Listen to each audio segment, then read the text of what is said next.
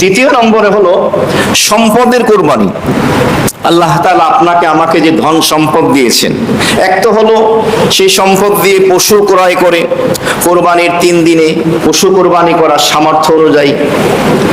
দ্বিতীয়ত আল্লাহ তাআলা এই সম্পদ আমি ব্যয় করছি কিনা তার রাস্তায়।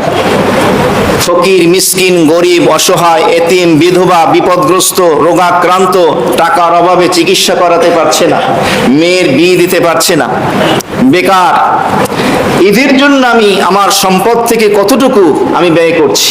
সম্পদের কোরবানি। আমি সম্পদ উপার্জন করছি হালাল পথে নাকি হারাম পথে।